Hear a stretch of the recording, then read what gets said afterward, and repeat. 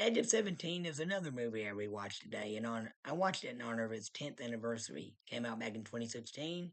A lot of critics consider it one of the best movies of the year, and yeah, it was one of the best movies of the year. And it seems like it's underrated now because nobody ever talks about it anymore. And it came out during Oscar season, obviously for Oscar bait. I don't know if it was made for the purpose of winning Oscars, but it's a good low budget independent movie. And it did make some money at the box office. It made like 19 million worldwide against like I think 9 million or 6 million budget. But it has a good cast. Haley Steinfeld's great as the lead character Nadine. Woody Harrelson is good as her teacher, Mr. Brewer. Kyra Sedgwick is good as Nadine's mom. Um, Blake Jenner is good as Nadine's older brother Darian, and Haley Lou Richardson is good as her best friend Krista, and Hayden Ketsu, I think that's how you say his name, the young Asian dude who plays one of her classmates. He does a good job. And Owen Kim, that's the character's name. Everybody does a good job in this movie. It has a great cast, great cinematography, great set design. The look of the high school and Nadine's house is pretty good. The other places in the town look pretty decent. Good color grading on the frame.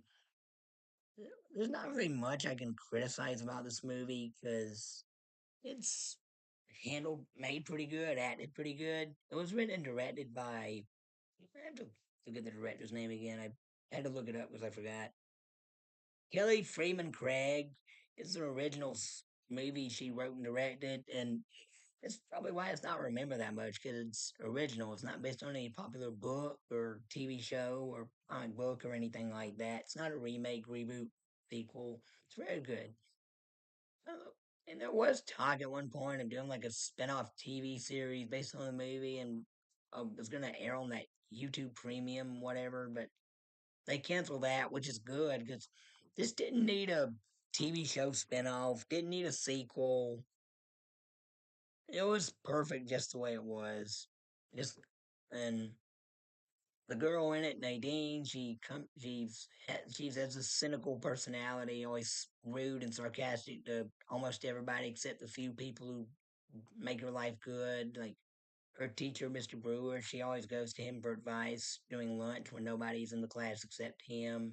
And other people in her life, or her best friend Krista, and this Rowan, the nerdy Asian kid who sits by her. I love the awkwardness they have in their first conversation in the middle class when they're watching a movie, like asking each other what you did this weekend, how's your weekend, and even though she knows that it's pretty obvious that Rowan has a crush on her, she is nice to him. She even hangs out with him occasionally, treats him as a good friend. But the first time they hang out, when they go to this carnival, when he tries to kiss her on the Ferris wheel, she's like, no, no, no, no, no, we're just friends. He's like, oh, okay, that's cool. And I like how he's okay with it. He doesn't stalk her or force it on her, or like he just takes his time, lets the situation go out, however it goes out, and and the comment she gives him that night about how she talks about how nice of a guy she is. You're a good guy. You're like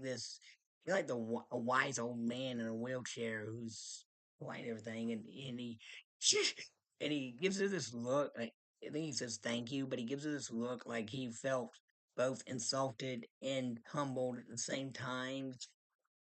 There's a lot of moments in this movie that do get a chuckle out of you. This is a funny movie, and the Nadine, after her best friend Krista, after she starts dating her older brother that she doesn't get along with, Darren, she's angry and uncomfortable about that. And then she ends her friendship with her and she turns to Erwin for comfort at times. And Erwin is this geeky kid who's into filmmaking. And I'm glad he doesn't look like a stereotypical nerd. Like, he doesn't wear glasses and he wears like normal clothes like I do.